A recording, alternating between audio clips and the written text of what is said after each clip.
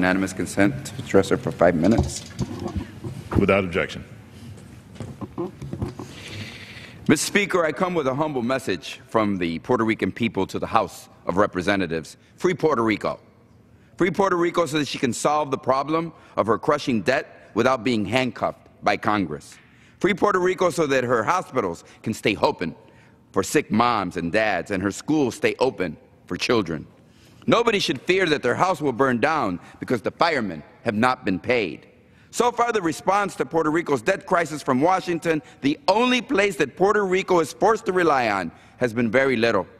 And greedy bondholders and hedge fund managers only care about Puerto Rico as a wager, a way to make money whether Puerto Rico sinks or swims.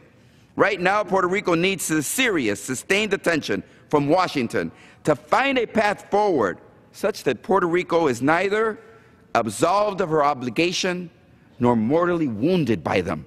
Because, Mr. Speaker, here is what it comes down to. When the U.S. Supreme Court said that Puerto Rico belongs to, but is not a part of, the United States, the responsibility to care for her and her people came along with that judgment.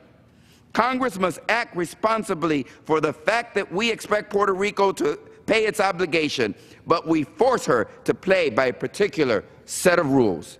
Puerto Rico cannot declare bankruptcy because Congress passed a law saying that she could not. Puerto Rico is under the chokehold of the Jones Act, a law passed right here in this room without any consultation with the Puerto Rican people that says, by law, Puerto Rico cannot shop around for the best deal on shipping. No, they must buy the most expensive, which means double the import cost and an estimated $500 million extra on Puerto Rico's food bill alone.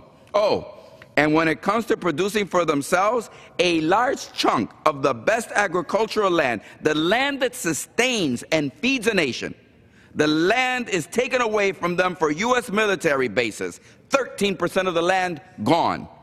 Puerto Rico is a tropical island, but a lot of its fruit and vegetables and almost all of its food is imported. We must allow Puerto Rico to create an agricultural economy, allowing Puerto Ricans to feed themselves.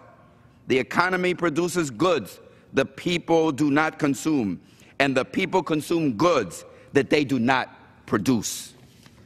Even when the U.S. is caught red-handed stealing water from Puerto Rico's freshwater supply, not paying a dime for it, what happens? The U.S. government is not held responsible or made to pay. When the military bombs and pollutes Vieques and Culebra, does the U.S. government feel any obligation to restore it? Not really. So, Mr. Speaker, when Congress talks about Puerto Rico's debt, I say we look at the totality of the debt. The part owed to Puerto Rico, not just the part Puerto Rico owes to Wall Street. Every soldier she has sent to war, every time the U.S. has stepped in to override her courts and her government, these debts add up but are not accounted for. And now, what is the solution that everyone in Washington is lining up behind? A federal control board. Imagine that. An island that cannot determine its own destiny, that has to play an economic game with a stacked deck and all the rules rigged against her. What is the solution in Washington? Take away what little autonomy they have left. If Congress were smart, we would find a way to get out of the way.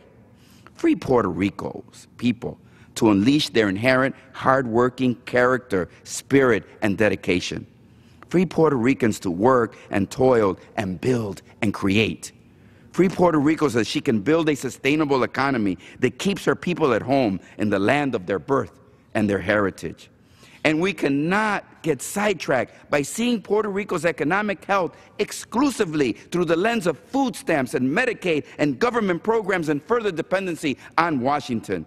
We must make the conversation about jobs for Puerto Ricans, jobs that build the economy and the tax base and the self-sufficiency of the island. Mr. Speaker, Puerto Rico's problems were a long time in the making, but I have utter confidence in Puerto Ricans' ability to solve them if we in the Congress begin to listen to them, work with them, and recognize them as equal partners. We must free Puerto Rico so that the Puerto Rican people can free themselves. The chair now recognizes the gentlewoman from Florida, Ms.